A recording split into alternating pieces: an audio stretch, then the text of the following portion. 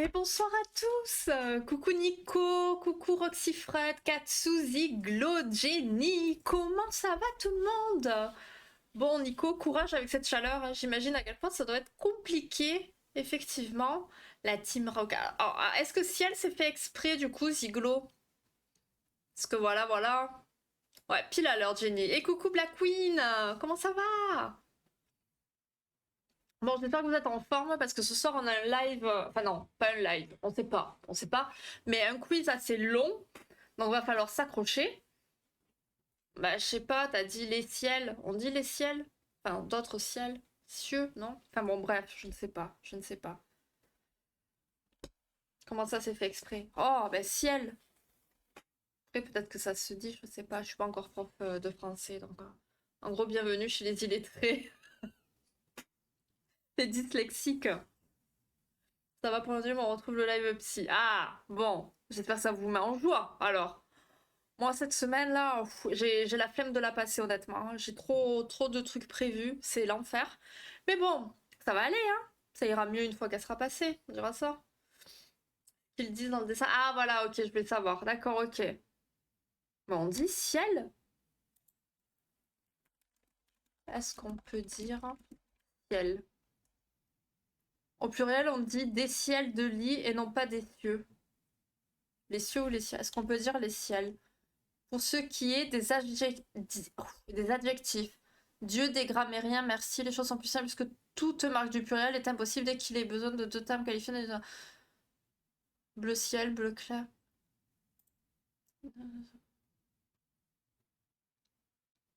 Putain, ma question est simple et je n'arrive pas à avoir une réponse simple. Dieu est quelquefois ciel, d'accord, mais je veux savoir dans quelles conditions. Un ciel de lit. Dans cette acceptation, dans les deux suivantes, on dit ciel et non pas des cieux. Au ciel. Bon, ben voilà. Voilà, super. C'est la répétition, on ne cherche pas. Oui. Il dit n'importe quoi ou alors il regarde une version québécoise. C'est dans le animé, oui, c'est ce qu'il a expliqué. Mais bon, si elle, on peut le dire dans deux cas, mais voilà, on va pas passer le live à... On va pas passer le live à chercher ça. Donc, ce soir, on parle des crises du couple. Crises à ne pas entendre comme conflit, comme on a pu déjà le voir. C'est les crises qu'on peut traverser au fil du développement du couple. Vous allez très vite comprendre de toute manière au fil du live de quoi on parle. Avez-vous saisi au pluriel ciel? Je veux les deux conditions de à quel moment on le dit. Et tu parles meilleur à Katsu. Oh. On lui parle pas comme ça, avec un ton comme ça. Je suis pas d'accord. Bon, installez-vous bien, rejoignez le quiz donc qui est épinglé dans le chat. Comme d'habitude, il y a un décalage entre ce que vous voyez à l'écran et ce que vous avez sur votre jeu. La musique est terminée, c'est parfait. Au moins, ça nous fait une transition fantastique. Et voilà. Avec cette fantastique musique. Pourquoi mais ils disent bien s'envole vers d'autres cieux. Ah ben voilà, en plus ils racontent n'importe quoi. Ça, ces gens qui viennent pour raconter des intox comme ça. On devrait les Théo. Bon, alors, tac. Bonne chance aux participants, effectivement, voilà. Et je check, il va falloir que je compte, ça va être compliqué. Enfin, les premières, en vrai, non, j'ai pas vraiment besoin de les compter. Mais si, dans le doute, on sait jamais. Et puis, on est parti. Du coup, je vais pouvoir accuser la Timova pour ma dyslexie. Mais non, bah non, s'ils disent juste, tu peux pas les accuser à eux. Bon, concentration. On commence avec 6 premières questions, d'accord? Pour la première crise, hein. Imaginez.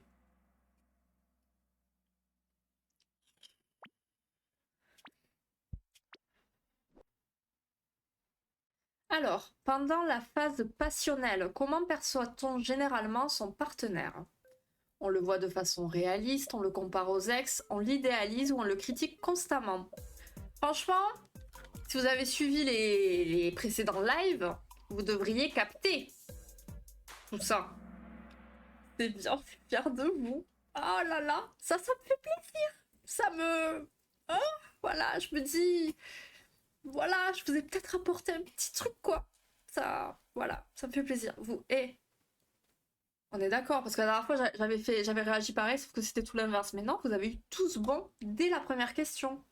Il se passe quelque chose là. Il se passe quelque chose. C'est beau. Très bien. Deuxième question. Qu'est-ce que le test de la réalité dans une relation? Est-ce que c'est le premier conflit majeur? Est-ce que c'est la première rencontre avec la belle famille? Le moment où on arrête d'idéaliser l'autre? Ou le moment où on emménage ensemble? Le test de la réalité. Regarde comme elle est heureuse de nous voir bien répondre. Non mais c'est une petite fierté, genre, tu vois? Je me dis, oh, à force, c'est bien, ça rentre.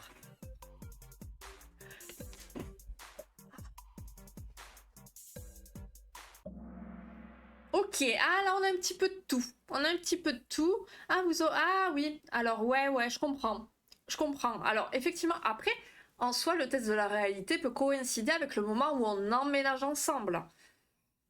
Quoique, il est peut-être un peu trop tard s'il commence là. Enfin, après, ça peut bien se passer, évidemment. Hein. Mais non, effectivement, ça va être le moment où on va arrêter d'idéaliser l'autre.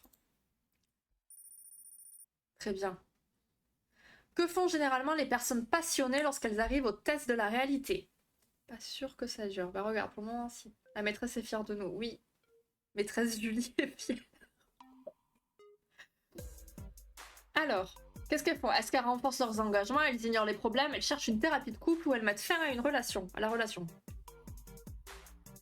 Donc les personnes passionnées. Passionnées. Elles sont passionnées. Alors qu'est-ce qu'elles font une fois qu'elles arrivent à la réalité? Les personnes passionnées. Ok. Effectivement. Alors, bravo à la personne qui a bien répondu. Qui est-ce? Oh, bien joué. Effectivement, la passion, on est dans la passion, on est dans de quelque chose qui ne va pas durer. Une fois qu'on retourne à la réalité, la passion, elle est plus là. Donc, on passe à autre chose. Comment réagissent généralement les parents lorsqu'ils arrivent au test de la réalité? Donc là, c'est des gens qui sont parents. D'accord? Ils ont des enfants, il y a des enfants au milieu. Ils partent en seconde lune de miel, ils divorcent immédiatement, ils renouvellent leurs vœux ou ils se résignent. Elle est passionnée, elle est parisienne. Ah, je l'ai pas celle-ci.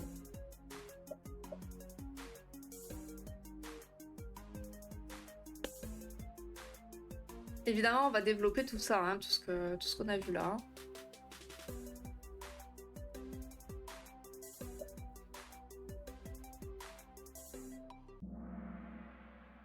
Ok, très bien.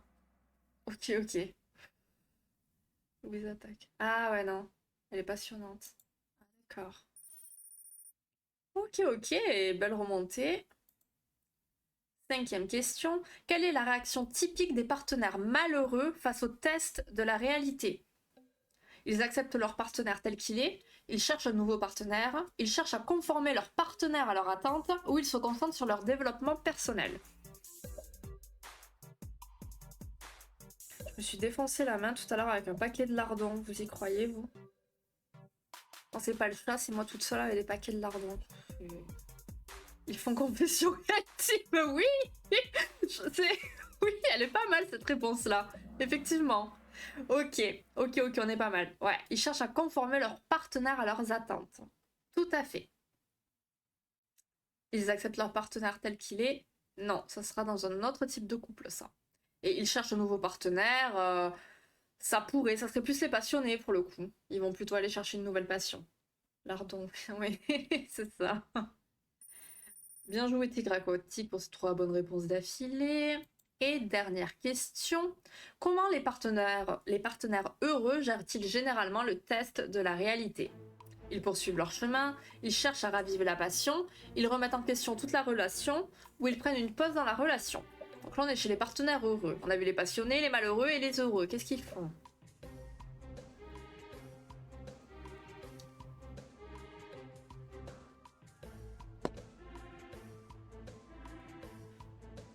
Oh. Alors, ok, très bien. Ils cherchent à raviver la passion. Non.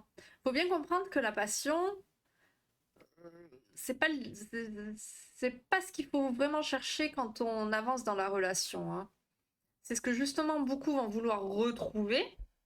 Parce qu'ils se disent que la passion, en fait, c'est genre la base, c'est trop bien, tout ça. Mais vous n'avez pas assez écouté le live de la dernière fois. C'est pas grave, tant pis pour vous. Il y a pas d'autres qui s'ouvrent pas aussi. Ouais, j'avoue. J'avoue. Ça, c'est un petit peu chiant, effectivement. Donc, du coup, merci de ne pas m'interrompre lorsque je suis en live psy. Voilà. Ou les araignées à tuer. J'ai pas d'araignée, ça, heureusement, mais j'ai un chat. Un chat, ça va. Donc là, on était dans le test de la réalité ou de la désidéalisation. Donc, les couples, comme je vous l'ai dit au début, ils vont traverser plusieurs crises au long de leur relation. Donc là, on va parler de ce moment où on revient à la réalité. Donc, dans la phase passionnelle, on l'a vu et revu, mais visiblement il faut répéter, on va noter quelques défauts chez l'autre, mais ils vont être facilement surmontables parce que le partenaire, il est idéalisé. Il est trop bien. Voilà, ses défauts ne comptent pas. Il va se présenter sous son meilleur jour, il répond à nos attentes. Et puis un jour, convaincu que le couple est bien en place, chacun se relâche. Et c'est là qu'on va découvrir réellement qui est l'autre, qui est notre partenaire. Donc, on commence à trouver notre partenaire un peu moins charmant, un peu moins sexy, un peu moins cultivé. Les défauts qui ont été minimisés au départ, ils vont prendre de plus en plus d'importance avec le temps. Et c'est donc là que va arriver le premier point critique, l'acceptation de l'autre entièrement. Donc il y a 4 carrefours qui vont se profiler ici. Donc comme on l'a vu avec le quiz, les passionnés, ils vont mettre fin à la relation arrivée à ce stade-là. Voilà, et c'est là que le jardin finit en friche. Voilà. Mais voilà, ça on en a parlé. On en a parlé. Katsu retient les live psy. Je suis très fière de toi. Nous avons eu des exemples pour imager tout ça, avec les jardins, tout ça. Donc c'est bien, ça prouve que ça permet de retenir. Pas de Leclerc ou de... Qu'est-ce qu'il est con. Donc, 4 carrefours, 4 chemins se profilent ici, 4 directions. Donc, les passionnés vont mettre un terme à la relation. Les parents vont se résigner lorsqu'il y a des enfants en jeu. En gros, pas le choix, on a des enfants au milieu, on peut pas déconner. Les partenaires malheureux, ils vont vivre une blessure narcissique et ils vont chercher à conformer leur partenaire à leurs attentes en demandant à l'autre de changer. Petit spoiler, c'est pas ça qu'il faut faire. Et les partenaires heureux, ils poursuivent leur chemin car ils savent que le véritable amour, c'est celui qui survit au fantasme et à la passion des débuts. Voilà, faut oublier fantasme, passion, tout ça c'est des choses éphémères, imaginaires pour le cas des fantasmes. Donc ces partenaires-là, ils acceptent l'autre avec ses imperfections, car ils savent qu'eux-mêmes, ils sont imparfaits. Hein. Voilà, la perfection n'existe pas. Surtout, ça marche pas. Oui, effectivement, tout à fait. Tout à fait, Katsu. Mais tu sais que, on le voit bien tous les dimanches avec Confession Intime, du coup. Il y en a qui essaient, hein, mais non, ça ne marche pas. Donc voilà. En fait, le lundi, on fait l'analyse de ce qu'on regarde le dimanche. Elle est bien foutue, cette chaîne, quand même, je trouve. Hein. On l'a bien pensé. C'est bien. Donc, c'est une crise, celle-ci, de la désidéalisation. C'est une crise que vont traverser tous les couples, mais qui est très bénéfique parce qu'elle va permettre la rencontre avec l'autre, la vraie rencontre, hein, et l'affirmation des besoins et des attentes du couple. L'admiration, le respect et la confiance réciproque n'en seront que renforcés. Et c'est là où, au final, on se retrouve vraiment dans la réalité, dans la vérité du couple. Et c'est pour ça que c'est très important. Non mais donc là, on passe à une prochaine crise et on va faire 5 questions. Et je crois qu'on va en voir... Non, qu'une seule. Ok. On s'en sort pas. Et si tu restes 5 minutes, tu pourrais lier psy et gaming et te chier dessus. Ouais, donc me chier dessus, je vais attendre un petit peu. Hein, voilà, parce que Silent Hill, j'ai toujours pas le courage. Hein, vraiment pas. Mais genre, vraiment pas. Déjà que je commence à me chier dessus pour The Last of Us 2. Donc, on continue. 5 questions. Quel changement psychologique l'homme peut-il vivre pendant la grossesse de sa partenaire? Donc là, on va parler de la crise qui est l'arrivée d'un enfant et des rôles du père et de la mère. Donc, il va régresser à un état infantile, le père. Il passe d'un statut adolescent à une maturité psychologique. Il devient plus égocentrique ou il développe une dépression. Qu'est-ce qui se passe?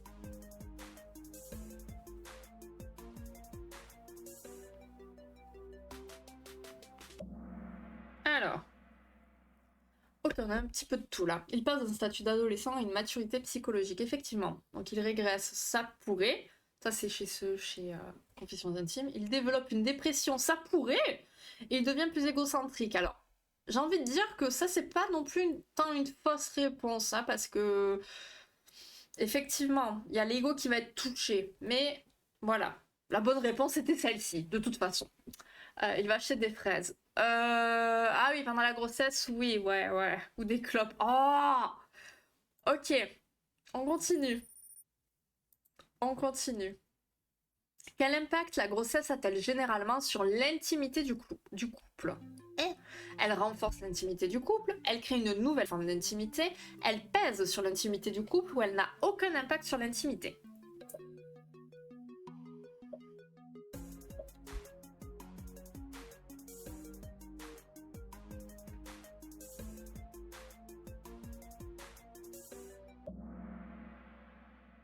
Mmh. Intéressant, intéressant. Mais effectivement, ça va peser sur l'intimité. Bien joué! Elle nous fait des petites remontées. C'est bien. Quelle est souvent la première difficulté pour une femme après l'accouchement? Donc retrouver sa silhouette d'avant, gérer le manque de sommeil, reprendre le travail ou partager son enfant avec son partenaire. On est d'accord que chacune de ces réponses peuvent être vraies. Mais si on suit un peu le concept du sujet qu'on aborde ce soir, bon, voilà. Mais ça peut être que des... Tout ça, c'est des difficultés en soi. Retrouver sa silhouette d'avant. Donc effectivement, ça va être le fait de partager son enfant avec son partenaire. On est dans le psy, hein, évidemment. Là encore, non, ça dépend. Bien sûr. Mais ça, si tu vas par là, ça va dépendre pour tout le temps. Tu vois? C'est... Mais là, on se base toujours sur des études. Voilà, la première, ça peut être la deuxième pour certaines, ou pas du tout une pour d'autres, tu vois? Ça va pas être le cas de toutes les femmes non plus, tu vois? Quel changement l'homme doit-il souvent opérer après la naissance de l'enfant? Prendre en charge toutes les tâches ménagères, s'éloigner émotionnellement, apporter un support émotionnel plus qu'une sécurité matérielle, ou travailler plus pour subvenir aux besoins. C'est dur. Ah bah ouais. Et encore, hein. Il y a certains quiz à venir. Aïe. Hein. Ok, très bien. Parce que ça, c'est une grosse difficulté chez les hommes. On va voir si je le développe ou pas. Je sais plus trop, on en parlera. Mais c'est vrai que les hommes sont conditionnés en fait à devoir assurer une protection matérielle, on l'a déjà vu, hein, alors que la femme attend déjà un soutien affectif avant tout. Dernière question. Quelles croyances erronées certaines mères peuvent-elles avoir après l'accouchement? Ne pas être capable de s'occuper de l'enfant, devoir tout apprendre des professionnels, avoir acquis toutes les compétences grâce à l'instinct maternel ou que le père est plus compétent qu'elle. Donc là, on est sur une croyance que la mère a, mais qui est fausse. Mais elle pense qu'elle a raison. Le patronat, c'est plus simple. Je ne lirai pas ce message. Ok, et voilà, exactement. C'est avoir acquis toutes les compétences. Les femmes vont se cacher derrière ce soi-disant, c'est un gros débat aussi, soi-disant instinct maternel pour tout justifier d'une certaine façon. Voilà. Mais encore une fois, voilà, ça dépend. C'est pas le cas de tout le monde. Tu le prépares? Ok, alors, l'arrivée d'un enfant, vous l'avez compris, ça va chambouler la vie du couple, hein. Que ce soit au niveau de la grossesse, de l'accouchement et de l'arrivée dans la maison d'une tierce personne, chacune de ces étapes, ça va pouvoir amener à des crises. Donc, au moment de la grossesse, la maman, elle va connaître des transformations, que ce soit au niveau physique, émotif, mais aussi psychologique. Le futur papa, lui, va être poussé à passer d'un statut d'adolescent à une maturité psychologique afin d'être en mesure d'être à la hauteur de toutes les responsabilités qui l'attendent. Donc tout ça, forcément, ça va peser sur l'intimité du couple. Donc la crise de l'arrivée d'un enfant, ça va se structurer autour de 3 thèmes principaux. Les rôles de père et de mère, la perte de l'amante et la dictature de l'enfant. Donc, on va regarder un petit peu plus ces rôles. Donc l'expérience de la grossesse, elle pourrait être comprise que par la femme qui va devenir mère. On sent grandir la vie en soi, elle va se transformer afin de mettre au monde un autre être humain. Ça va lui donner une grande puissance. Donc il y a une première difficulté qui va apparaître, car après avoir eu en elle ce petit être durant 9 mois, elle va devoir le partager avec son partenaire. Et ça, c'est pas forcément très simple. Du côté de l'homme, lui, il a de nouvelles responsabilités maintenant. Il a ancré en lui de devoir assurer la survie de sa famille, et pour cela, il va devoir travailler dur, même si aujourd'hui, les femmes, elles sont totalement autonomes financièrement. Encore une fois, bon, c'est pas le cas de toutes au final, hein, si on y réfléchit, mais bon, en majorité. Il y a une nouvelle difficulté qui va apparaître ici, car le jeune papa, il va devoir comprendre que sa partenaire a plus besoin d'un support émotionnel que de sécurité matérielle à cet instant-là. Donc, quand ça se passe plutôt mal, la mère elle va penser avoir acquis toutes les connaissances grâce à son instinct maternel et va empêcher le père d'intervenir dans l'éducation de l'enfant. C'est très très con. Donc, il y a de nombreux hommes qui peuvent alors démissionner, laissant la maternité à leur femme, et ils vont compenser en s'investissant encore plus dans le travail. Hein. Donc ça va créer un sentiment d'abandon chez la femme, qui va pas comprendre la réaction de son partenaire, qui lui-même ne comprendra pas celui de la femme. Bon, il y a le cercle vicieux qui se met en place. Hein. Donc comme on l'a vu, l'expérience de la grossesse, il est accessible qu'à la femme en soi, enfin qu'on le veuille ou non, c'est comme ça, il y a qu'elle qui peut porter l'enfant. Donc l'homme, il est à côté, ne pouvant que l'accompagner, et se sentant de ce fait parfois exclu de l'expérience. Il sera donc important qu'il prenne sa place aux côtés de sa femme et de son nouveau-né. Et le but, ça sera de transformer une dyade mère-enfant en une triade père, mère, enfant, afin de transformer le couple en une véritable famille. Et voilà, ça marche comme dans la matrice. Alors, c'est-à-dire, vas-y, développe. Ce qui est très intéressant, moi, je trouve, c'est que surtout, il y a eu des études qui ont expliqué que l'instinct maternel, en fait, peut-être, c'était pas trop ça non plus, quoi. Alors, il y a de nombreuses théories qui expliquent les causes du véritable tremblement de terre conjugal provoqué par l'arrivée d'un enfant. Donc, ça peut être une arrivée surprise, non planifiée, désirée par l'un, subie par l'autre, pas. Les peurs entourant la grossesse et l'accouchement, les séquelles physiques et esthétiques qui peuvent y avoir, parce que l'accouchement, bon, voilà, hein, celles qui ont déjà accouché ont tendance à oublier, et puis elles disent pas tout. Elles disent pas tout à celles qui vont accoucher plus tard, mais il y a des séquelles, hein, voilà, c'est quand même quelque chose. Il y a des répercussions temporaires ou définitives sur la sexualité. Il y a des remises en question des projets professionnels de l'un et ou de l'autre conjoint, enfin voilà. Et l'augmentation des tâches et responsabilités financières, questionnement sur les principes éducatifs. Donc voilà, l'arrivée d'un enfant, c'est pas rien non plus. Voilà, sacré bordel. En gros, tu es un enfant, ça t'allait changer le kung fu. Le fait d'être mère. Ah oui, voilà, mais c'est ça, exactement. Oh oui, c'est tu parles en connaissance de cause, la pauvre Jenny. Aïe aïe aïe. Alors, on continue, on est toujours sur le même thème. On passe avec 3 questions. 12, 13, 14, ok.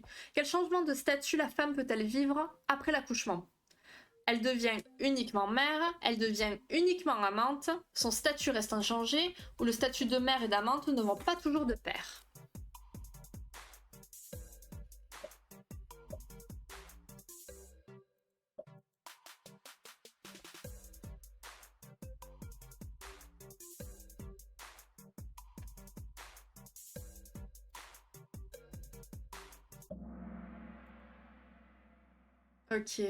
Ok, ok. Intéressant. Bien joué pour les 4 bonnes réponses affilées. On poursuit. Donc, quel sentiment l'homme peut-il éprouver après la naissance de l'enfant? Je me suis perdue dans mes fenêtres, c'est pas possible.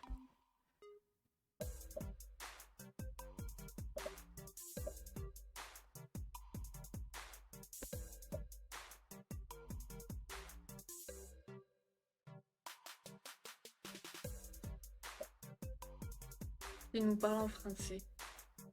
Mais il faut le comprendre, il faut parler le katsu à force. Hein. Donc effectivement, l'homme, il va avoir le sentiment d'avoir perdu l'exclusivité de sa femme. Il y a une certaine possessivité qui va se mettre en place à un moment donné.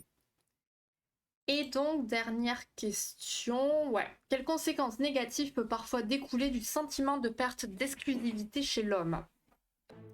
Commettre une infidélité, s'investir excessivement dans le travail, devenir surprotecteur envers l'enfant ou développer une dépression postpartum.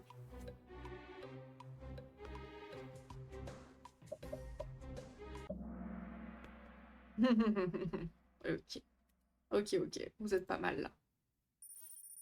Bien joué, bien joué. Et Jenny, franchement, très fière de toi. C'est bien, tu gères. Alors, les rôles de l'homme et de la femme, ils se sont transformés suite à l'arrivée d'un enfant. Ça, je voulais un petit peu spoiler juste avant. Donc, ça va créer un chamboulement dans le couple et prendre sa place dans cette nouvelle famille peut s'avérer compliqué. Donc déjà, il y a le nouveau statut supposé de la femme. Elle était une amante, aujourd'hui elle devient une mère, et parfois, pour l'homme, ces deux statuts vont pas de pair. De plus, il va perdre l'exclusivité de sa femme, il va devoir céder sa place prioritaire et accepter de partager l'amour de sa partenaire. Dit comme ça fait très bof, hein, mais c'est ce qui peut se passer en fait dans la tête d'un homme. Ça peut traverser l'esprit vaguement ou ça peut vraiment s'installer. Donc c'est là où c'est un petit peu plus problématique. Alors il va arriver parfois malheureusement que l'infidélité soit présente, afin de retrouver avec une autre l'exclusivité qu'il a perdue auprès de sa femme. On, on, on applaudit. Donc, comme on l'a vu, il est important que le père y prenne sa place auprès de sa femme afin de se sentir intégré dans cette nouvelle famille, parce que cette famille-là, on l'a fait ensemble. Enfin, je veux dire, c'est pas la mère et l'enfant de côté, enfin, voilà. Donc, il y a une nouvelle complication qui va arriver en plus. Après la joie de la venue au monde de ce petit être, les parents, ils se rendent vite compte qu'ils doivent lui obéir au moindre cri. Et donc, ce bébé est dépendant de ses parents, et ce pour encore longtemps. Donc, le retour à la réalité après l'idéalisation peut parfois être dur et amener à de nombreuses disputes. À qui le tour de se lever, de l'habiller, de faire à manger. Donc, le bébé est dépendant de ses parents, mais finalement, les parents sont assez dépendants du bébé aussi, d'une certaine façon. Dommage, c'était pas mal. Ah, c'est pas fini. C'est pas fini, on a 27 questions, on est qu'à la moitié. Comment ça va? Bébé roi. Ah oui, alors ça, c'est un autre sujet, hein. N'en parlons pas. N'en parlons pas. On en parlera peut-être un jour. Mais vous savez que ça, les enfants rois, tout ça, j'ai un gros souci avec ça. Donc, le couple doit à présent toujours tenir compte d'une troisième personne. Et concernant... Ah, mais tu fais le quiz. C'est cool. Chouette. Et donc, concernant l'éducation, ça peut aussi devenir complexe. Donc, généralement, on en a toujours un qui est plus permissif, l'autre est plus strict. Et dans les couples heureux, les partenaires comprennent qu'un enfant a autant besoin d'un environnement souple que d'un environnement un peu plus encadré. Donc, il est important de se mettre d'accord sur des principes d'éducation un minimum commun et de respecter la façon d'être de chaque partenaire avec l'enfant. Donc l'arrivée d'un enfant, ça va provoquer de nombreuses crises dans le couple, mais il ne faut pas oublier que c'est en étant parent qu'on devient parent. Il n'y a pas de règles écrites, voilà, comment être un bon parent, enfin ça n'existe pas. On fait comme on peut surtout, et c'est ça qui compte. Voilà. Le bison, ok, ça marche. On passe à... Et non, on continue parce que j'ai pas eu de questions, je savais pas trop quoi mettre dans le quiz pour ça. Donc on a une autre crise, ça va être les déménagements. En fait, être parent, c'est un rogue, la deuxième année est toujours mieux. Oui, c'est un peu l'idée. Donc tout comme l'arrivée d'un enfant, l'emménagement dans une nouvelle maison, c'est un événement heureux, de base.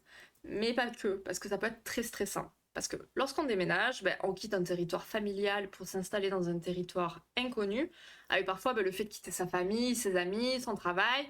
Donc la majorité des couples rêvent d'avoir un chez-soi qui leur ressemble, ce qui est tout à fait légitime, hein. Mais nombreuses sont les questions sur lesquelles le couple devra arriver à une entente. Donc, si jamais vous deviez emménager avec quelqu'un bientôt, tryharder, 5 enfants. En plus, en ce moment, le samedi, maintenant, il y a une émission Les Familles XXL. Franchement, ça me fait pleurer. Je me dis, pourquoi? Pourquoi vous faites ça? Ils ont un nombre d'enfants incroyable. Bref, donc les questions à se poser. Où? Est-ce que ça sera plus en centre-ville, dans un quartier résidentiel, près des services, à la campagne? Voilà, faut savoir où on se positionne. Quand? Tout de suite ou après avoir mis un peu de côté? Combien? Quel sera le montant de l'achat? Comment ça sera réparti? Plutôt une maison? Plutôt un appartement? Le nombre de pièces? Comment on meuble tout ça? Plutôt du moderne, du classique, notre style un peu particulier? Les décorations, la finition? Et qui dirigera le déménagement et les travaux à faire? On passe à une autre crise. Et on a 5 questions. Donc 5, on a la 15e. Donc 15, 16, 17, 18. 15, 16, 17, 18, 19. Ok. À quoi correspond généralement le milieu de vie dans un couple? Est-ce que ça va être le moment où les enfants quittent le foyer? Est-ce que ça correspond à la retraite, au 25e anniversaire de mariage ou au moment du bilan de sa vie?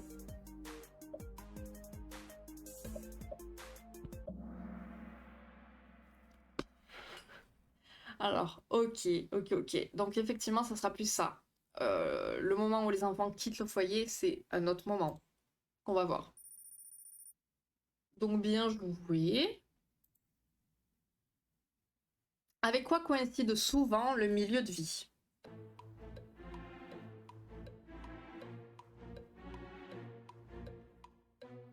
Donc est-ce que ça va de la préparation à la retraite, l'achat d'une nouvelle maison, le changement de carrière, le départ des enfants?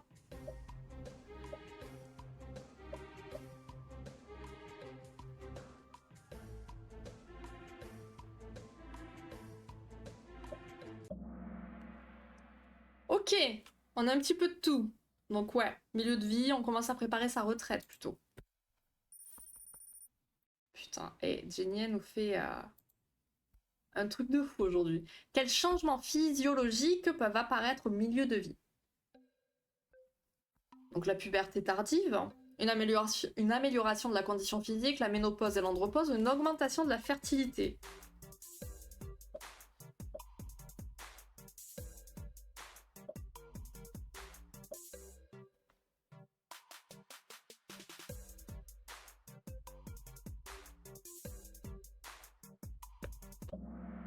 Ok, bien joué. Bien joué. Une amélioration de la condition physique, je suis pas très sûre. À part si tu as décidé de te reprendre en main, mais ça me paraît un peu compliqué quand même. Bien joué, bien joué. Comment un homme peut-il se sentir s'il est désiré par une femme plus jeune? Il retrouve sa virilité, il rejette catégoriquement l'attention, il se sent mal à l'aise ou il doute de la sincérité de la femme en face.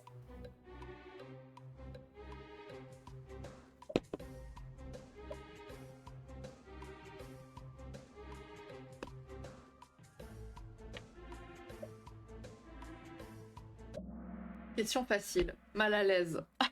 Il retrouve sa virilité, tout à fait. On va en parler. Donc là, 3 bonnes réponses d'affilée, bien joué. Et quel effet peut avoir sur une femme le fait d'être désirée par un homme plus jeune? Elle est rassurée dans sa féminité, elle se sent menacée, elle rejette systématiquement l'attention ou elle doute de ses capacités de mère.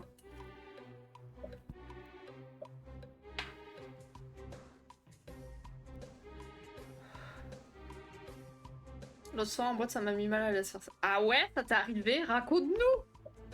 Voilà. Et là, avec Katsu, on te dira quelle idée d'aller en boîte aussi. Voilà. Ok. Effectivement. Effectivement.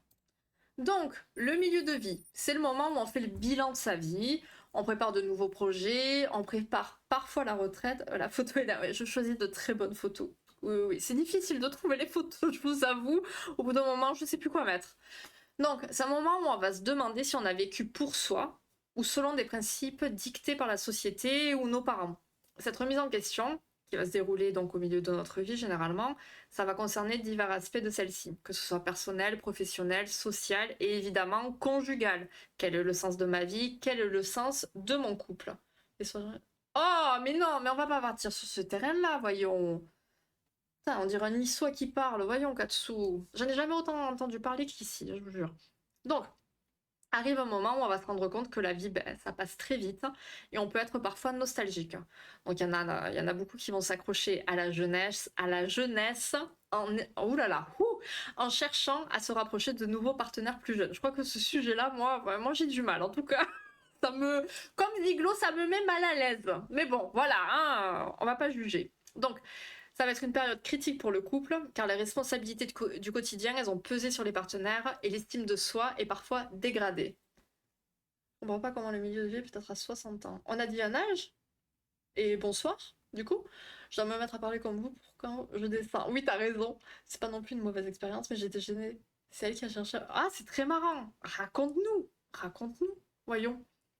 Donc, les transformations physiologiques apparaissent également donc avec la ménopause et l'andropause. Les deux partenaires ils vont devenir alors plus sensibles au regard des autres afin d'y retrouver la preuve qu'ils sont encore vivants et même encore désirables. Donc, comme on l'a vu, un homme désiré par une jeune femme va retrouver sa virilité, une femme désirée par un jeune homme va la rassurer dans sa féminité. Ils ont alors l'impression de retrouver une jeunesse et ont l'envie de vivre passionnément. Donc certains ils vont même jusqu'à quitter leur partenaire afin de tenter une nouvelle vie avec un partenaire plus jeune. Mais malheureusement, généralement, cette nouvelle liaison, elle va être vite décevante parce que la distance de génération, elle pourra vite devenir problématique du fait des intérêts, des styles de vie différents. Évidemment, on prépare la retraite, on travaille pour épargner. Voilà, ouais, c'est un peu l'idée. Je raconte, je veux pas trop t'arriver. Ouais, je comprends, Ziglo, bien sûr, il n'y a pas de souci. Il n'y a vraiment pas de souci. Donc, comment ne pas céder à la tentation alors? En parler, hein. C'est comme d'habitude, on le dit à chaque fois, la communication, ça reste vraiment la clé des couples heureux. Il est important de se dire ce qu'on ressent, d'avouer parfois ses désirs, dont on peut parfois avoir honte, partager ses fantasmes. Il faut garder le lien afin de se rapprocher et de débuter ensemble un nouveau moment de sa vie. C'est en fait le moment de se donner de nouveaux objectifs. Donc là, on arrive vers les dernières crises. Je suis en train de réfléchir en fait maintenant sur le terme de crise. Mais oui, c'est des crises en vrai. C'est des crises. Donc voilà, tentation. C'est demain soir. Montoya. Pardon, excusez-nous. Allez. Que désigne le syndrome du nid vide? Ok. Donc c'est le désir d'avoir plus d'enfants, la dépression postpartum, la peur de vieillir ou le moment où les partenaires se retrouvent à deux après le départ des enfants.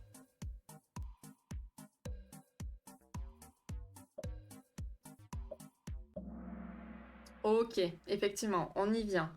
Donc on a eu le milieu de vie et là on arrive au moment du moment où les enfants quittent la maison. La dépression postpartum, c'est bien avant du coup. Et ça n'arrive pas toujours. Mais c'est au moment de l'accouchement. Ok, bien joué, bien joué, bien joué. Ça se tient bien là. Là, on a un joli top 3. Je suis très très fière, Tanguy. Alors ça dépend. Ça dépend. Parce que j'avoue, s'ils partent tard. Alors, quelles conséquences fréquentes peut avoir le départ des enfants sur certains couples? Ils vont adopter un animal de compagnie, ils vont déménager dans un pays étranger, ils renouvellent leurs vœux ou ils divorcent. On parle de conséquences fréquentes, hein, pas ce qui arrive à chaque fois. Je pense que vous avez commencé à capter quand même le cheminement de tout ce qu'on fait tous les lundis soirs, quoi.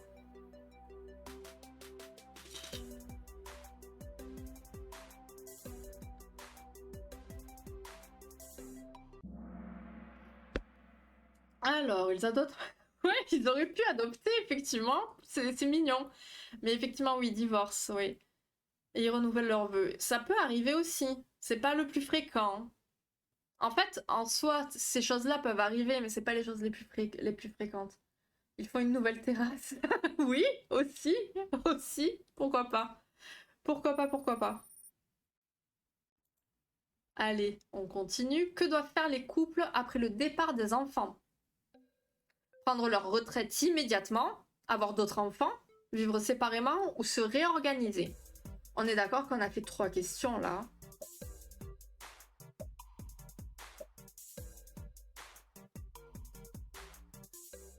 Oui ou non?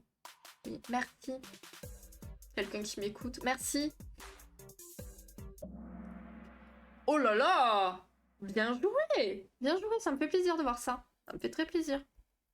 J'aime beaucoup. Quel comportement est souvent observé chez les couples conflictuels après le départ des enfants? Le repli sur soi, le renouveau de la passion, l'engagement dans le bénévolat ou l'hyperactivité sociale? N'oubliez pas que toutes ces choses-là peuvent se produire effectivement. Mais qu'est-ce qui est souvent observé finalement? C'est les couples conflictuels. Faire insister sur certains termes.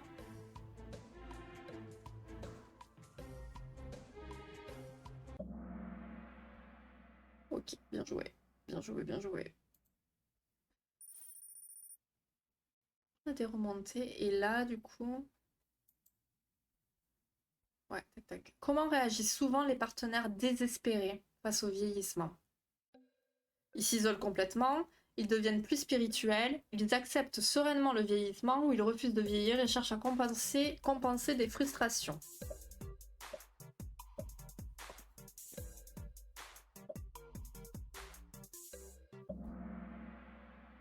Ok, effectivement. Très très bien.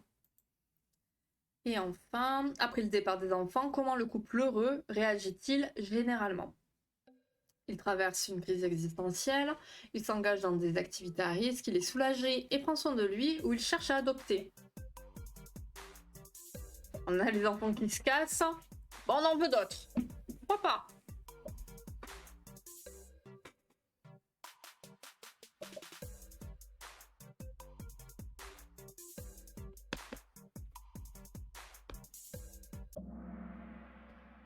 Ok, ok. Ils sont... Oh, des activités à risque, intéressant. Ok, ok. Très très bien. J'aime beaucoup ce classement, c'est très bien. Donc, vient le jour où les enfants quittent la maison et où le couple se retrouve à nouveau à deux. Donc imaginez, ça faisait longtemps qu'ils étaient plus que tous les deux, hein. Donc nouveau bilan. Vont-ils se retrouver ou sont-ils devenus des colocataires?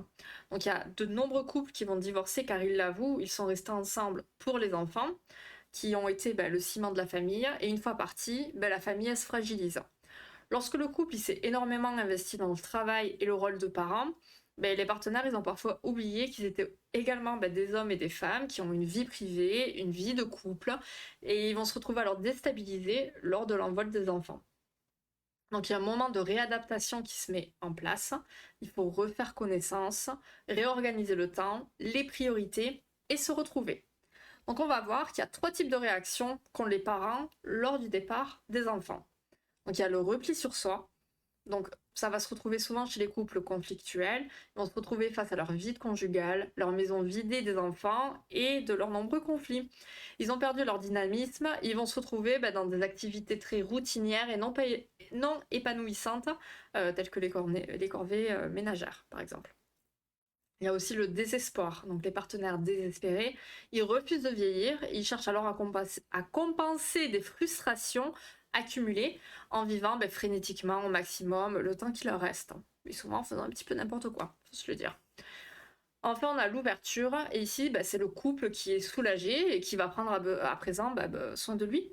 Donc, ils vont retrouver leur intimité et s'ouvrir au monde, donc au bénévolat, garder des petits-enfants, soin des parents, enfin, ils vont faire ce qu'ils ont envie. Voilà, ils font ce qu'ils kiffent. Et enfin, le dernier moment, et 2 dernières questions. Quel conflit peut survenir au moment de la retraite? Le choix du lieu de résidence, la fréquence des visites aux petits-enfants, la conception que l'on a de la retraite ou la gestion des finances.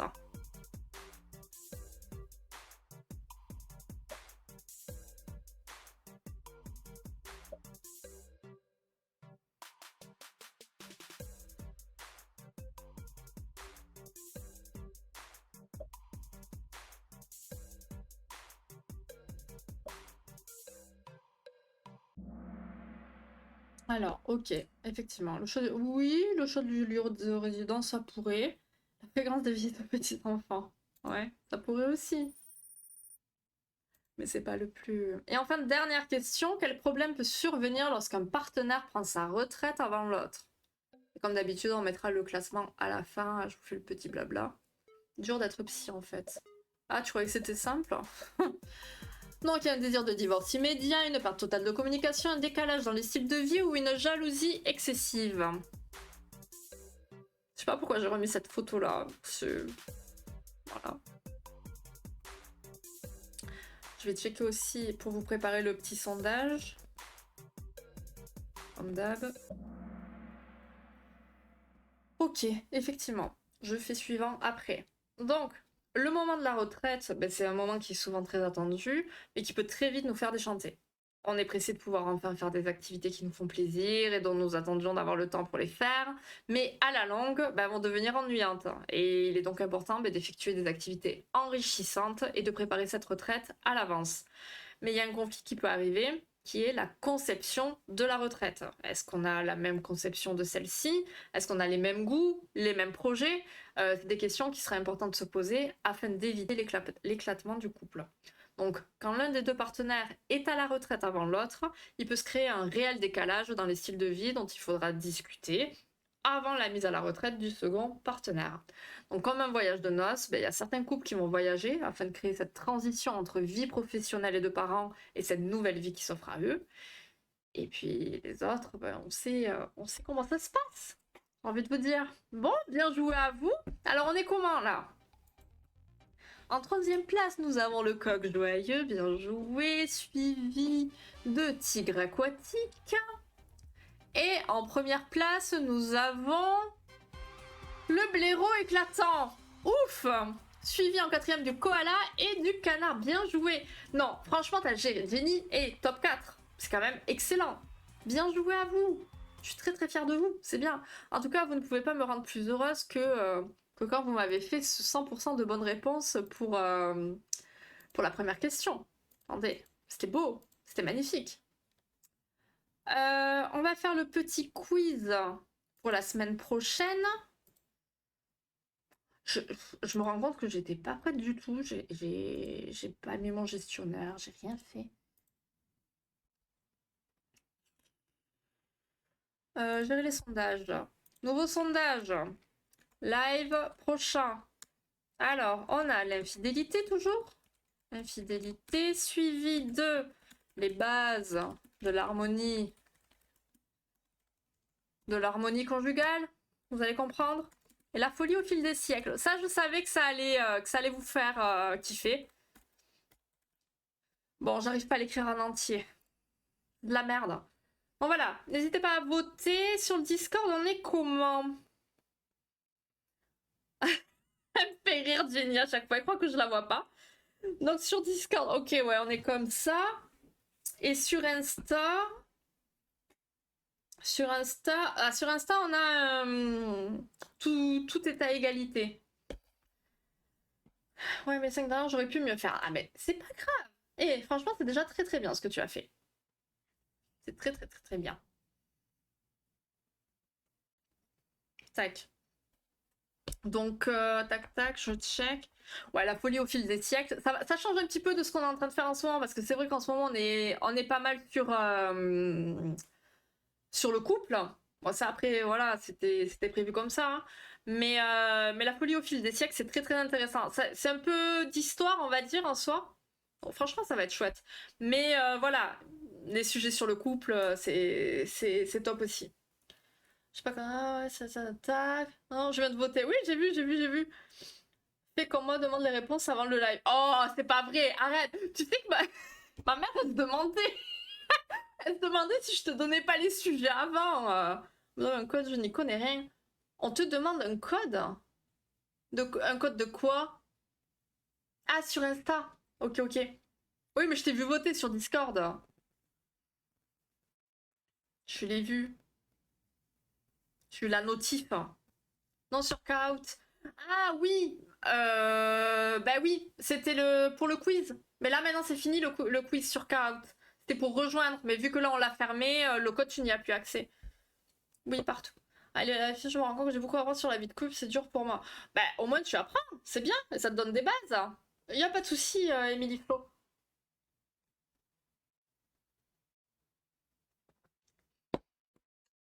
Ok, ok. Voilà, la folie au fil des siècles, l'infidélité. La fidélité, ça va être très intéressant aussi. Très, très, très intéressant. Bah, tous, en fait, tous les sujets. En même temps, c'est normal, c'est moi qui les prépare. Donc, je les kiffe. Et c'est des sujets dont j'ai parlé. Donc forcément. Mais, euh, mais ça va être chouette. Donc, je pense que là, de toute façon, ouais, ça change pas trop. On va partir sur la folie, hein. Ça va changer un peu. Ça va faire une pause aussi. Ça va faire une petite pause sur les couples et tout ça, tout ça. On a plein de choses après très intéressantes qui vont venir. Il faut que je me remette à jour. Parce que j'en ai trop d'avance en fait et je sais plus. Ouais, faut que je me remette à jour. Je l'aille au top, toujours. Toujours. On fait ce qu'on peut. On essaye. On essaye. Ah, mais là, vous avez tous mis. Ah, bah d'accord. Ok, ok, bon, vous m'aidez pas trop. On va se baser sur Discord, hein. On va se baser sur Discord. Oui, comment j'ai. Mais oui, et tu essaies très bien. Et l'important, c'est d'essayer. C'est déjà très bien. Bon, ben parfait. Bon, de toute manière, sur Discord, il y a la majorité, hein, donc je retire, c'est bon. Pas envie d'être en couple. Ah ben, si ça te donne pas envie, t'as raison, on est bien seul aussi, hein. C'est très bien. Tac, tac, tac. Aïe, aïe, aïe. Bref. Bon, du coup, les amis, c'est bien sympa. Il a duré un petit peu plus que d'habitude, celui-ci. Bon, en même temps, 27 questions, hein. Donc, on se retrouve normalement, si tout va bien, si je suis pas trop éclatée, demain à 17h30 par là, sur Baldur's Gate, une petite heure tranquillou, histoire d'essayer de passer le combat qui est en cours. On se verra pas de la semaine, peut-être dimanche, mais c'est pas sûr. Donc voilà, de toute manière, je vous tiendrai au jus. Et après, semaine d'après, je serai un petit peu plus tranquille comme la semaine qui vient de passer. Donc on verra. Enfin voilà, je vous tiens au jus. Dans tous les cas, on se capte sur Discord comme d'habitude. Merci pour votre présence et pour votre participation ce soir. On se retrouve sinon pour les lives psy semaine prochaine, lundi 20h, pour parler de la folie au fil des siècles. Il me semble qu'il y aura du coup 2 lives sur ça. Donc on va faire 2 semaines sur la folie au fil des siècles. Je crois. Mais je sais plus. Je sais plus trop. Faut que je vois. Bon oui, je vois Julie toute la semaine. Effectivement, Jenny a cette chance. Voilà, voilà, soyez pas trop jaloux. Et plus d'explications aussi. Ah oui, ben oui, après ça dépend des sujets aussi, hein. Il y en a où il y a des choses à dire et d'autres un peu moins, quoi. En tout cas, ben merci à vous. Je vous souhaite une très bonne soirée, une bonne semaine si jamais on se retrouve pas demain en live. Et puis voilà, kiffez bien, à très vite, des bisous.